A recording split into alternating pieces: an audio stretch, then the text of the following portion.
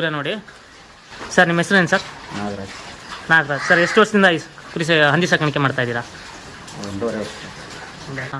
ಫೀಡಿಂಗೆಲ್ಲ ಹೆಂಗೆ ಮಾಡ್ತೀರಿ ಸರ್? ಹಾಕಿದ್ರೆ ಏನನ್ನು ತಿಂತವೆ. ಹಾಂ.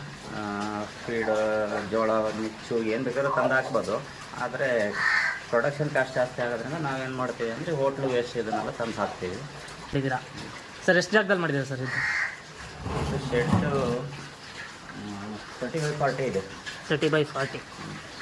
ಎಷ್ಟು ಸರಿ ಫುಡ್ ಹಾಕ್ತೀರಾ ಸರ್ ದಿನಕ್ಕೆ? ಇವಕ್ಕೆ ಒಂದು ದಿನದಲ್ಲಿ 2 ಸರಿ ಹಾಕ್ತೀವಿ. 2 ಸರಿ ಫುಡ್ ಹಾಕ್ತೀರಾ? ಎಷ್ಟೆಷ್ಟು ಕೆ ಜಿ ಅಂತ ಹಾಕ್ತೀರಾ ಸರ್? ವೆಯ್ಟ್ ನೋಡಲ್ಲ, ಒಂದು ಸಾಮಾನು ಹಾಕ್ಕೊಂಡು ಹೋಗ್ತೀವಿ. ಓಕೆ, ಎಷ್ಟು ತಿಂಪ. ಹಾಂ. ಎಷ್ಟು ಮರಿ ಇದಾವೆ ಸರ್ ನಿಮ್ಮ ಹತ್ರ? ನಮ್ಮ ಹತ್ರ ಈಗಿರೋದು 30. 30 ಮರಿ. ಸರ್ ಎಷ್ಟು ತಿಂಗಳು ಸಾಕಿ ಕೊಡ್ತೀರಾ ಸರ್ ಇವು ಮರಿನ?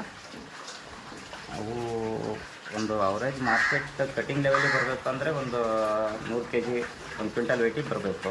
1 ಕ್ವಿಂಟಲ್ ವೆಯ್ಟ್ ಬರಬೇಕಂದ್ರೆ 1 ವರ್ಷನೇ ಟೈಮ್ ತಗೊಳ್ತವೆ.